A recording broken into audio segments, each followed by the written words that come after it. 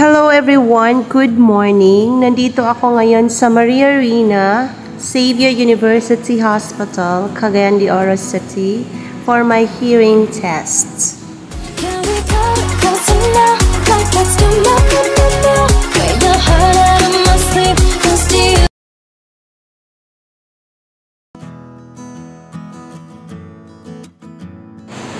Hello everyone! Nandito ako ngayon sa Maria Rina, Xavier University Hospital, Cagayan de Oro City para sa aking hearing test. Samahan niyo ako guys. I think this way.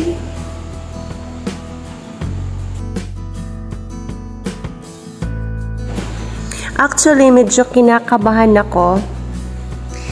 Magtatanong muna tayo kung saang floor ba yung hearing test. Okay, guard, saan po ba ito? Okay. Sa 4th floor. Thank you.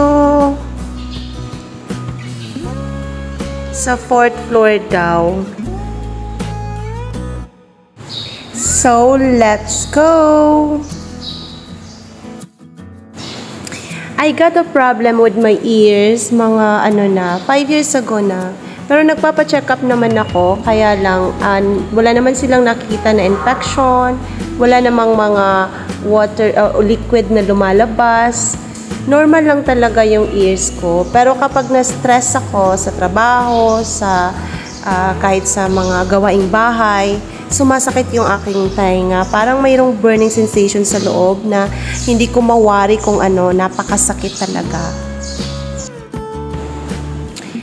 Well, nandito na tayo sa hagdanan papuntang 2nd floor. So, aakyatin ko ng mabilisan. Charot. Sigurado ako, hihingalin ako mamaya. Okay, so 2nd floor, then 3rd, tapos hanggang marating natin yung 4th floor.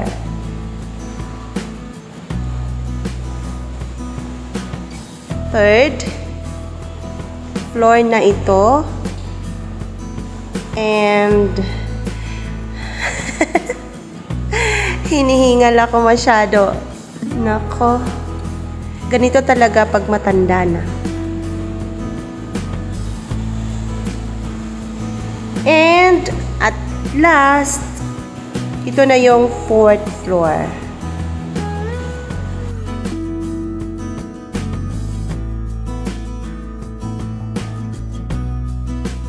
Hahanapin ko kaagad yung aking hinahanap. Diba? Actually, maganda dito. Napakaganda dito guys. Hindi ko na-feel na ito ay isang hospital. Para lang siyang para lang siyang isang hotel.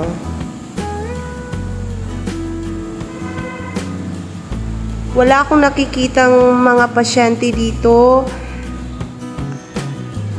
Napakalinis. Pero nakakatakot kasi parang nag-iisa lang ata ako dito. Naglalakad. Nasaan na ba ako? My God! Ay, ang taga-Bukid kasi nakapunta sa syudad. Kaya ayun, di alam kung saan papunta.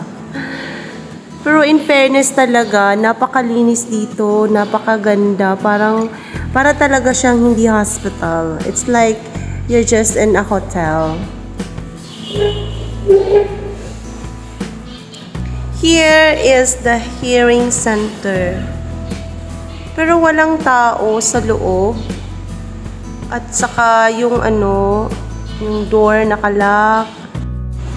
Maghahanap po na ako ng mapagtanungan tungkol sa hearing center kasi walang tao doon.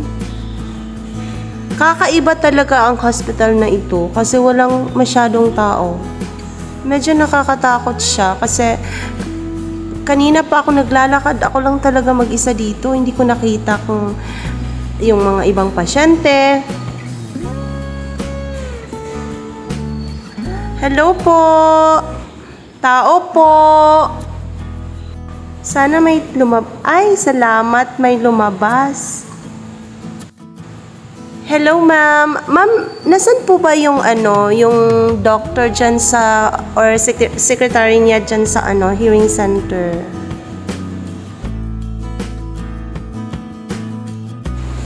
Yung tinanong ko kanina, mayroon siyang background music, kaya enough ko na lang yung kaniyang boses.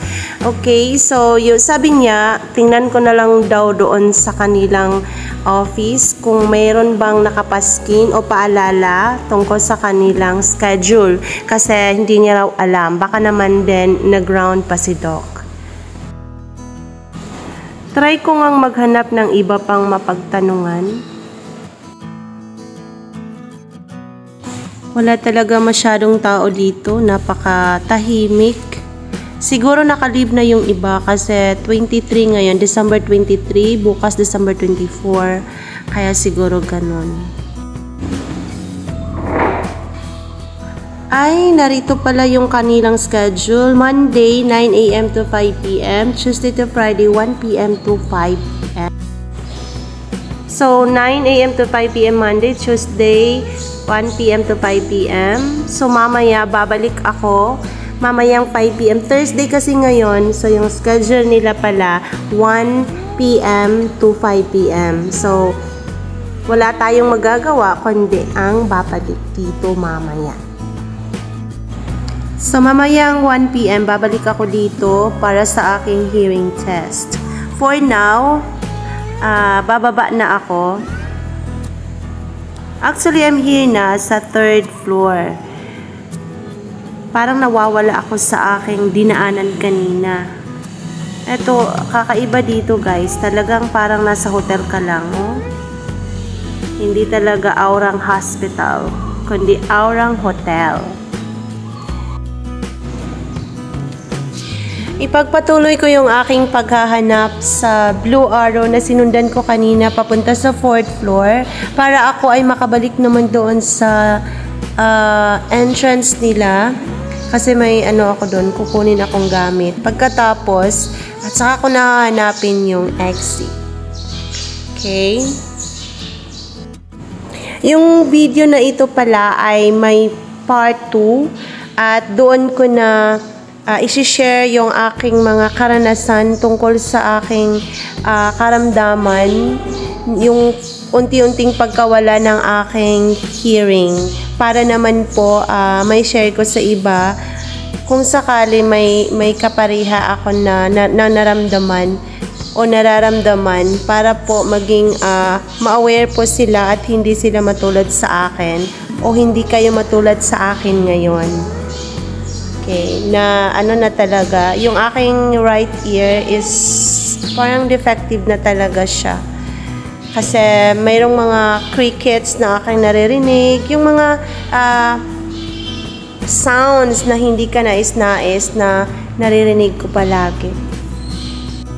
Naririnig ko siya kahit na umaga, parang wala na talaga akong tinatawag na silence. Kasi kahit na ng lugar, napakatahimik, meron akong naririnig palagi sa aking right ear. So, sabi ng doktor ko, kailangan kong magpa-hearing test para malaman kung anong degree na ba ang aking hearing loss. Nakakaranas na pala ako ng hearing loss, pero para sa akin, parang hindi kasi nakakarinig naman ako. Pero pala, yung ginagamit kong pandinig ngayon ay sa left ear ko na. Pero yung aking right ear pala ay na siya, meron na siyang damage. Itong yellow at saka green arrow, hindi ito yung aking hinahanap na arrow. Yung blue arrow yung hinahanap ko para makabalik ako doon sa entrance na pinanggalingan ko kanina. Ayun na pala. So, dito pala yung blue arrow. Susundan ko lang ito. hanggang sa makarating ako sa aking paroroonan. Kasi ang hirap magtanong dito, guys. Yung tinatanungan mo, hindi rin alam. Kahit nga yung mga ibang empleyado na tinanong ko, hindi rin nila alam.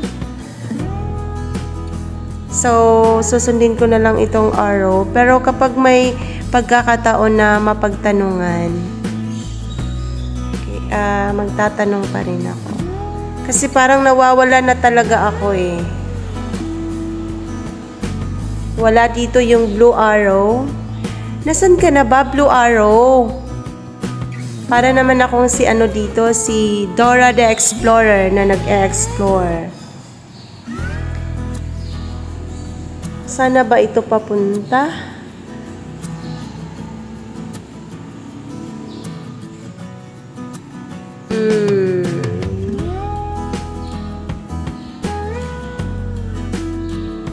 Basta hahanapin ko ang Blue Arrow. Ayan, nakita ko na.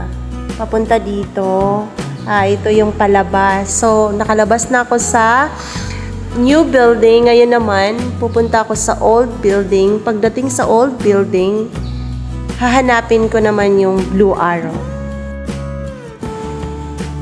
Magtatanong na lang ako. Eto si ma'am, tatanungin ko. Hello ma'am, pwede magtanong? Nasaan po ba yung papunta kasi ako sa entrance sa old building. Okay. Ang sabi ni ma'am, sasamahan niya lang daw ako.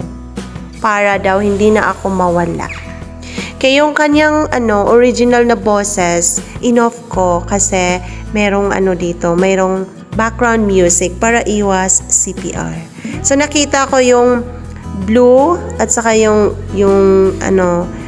yellow at saka green na arrow. Pero mas maganda talaga pag may kasama ka, diba? Kasi hindi mo na kailangang sundan yung arrow na minsan nawawala. At least pag may kasama ka na may alam talaga, dire-diretso ka na sa yung lakad. Thank you so much, ma'am. So, no man is an island talaga. Kailangan talaga natin ng someone. Diba? It's true. So, here na ako. Thank you, ma'am. Kung hindi mo ko sinamahan, nako, paikot-ikot lang ako hanggang sa ngayon. Thank you!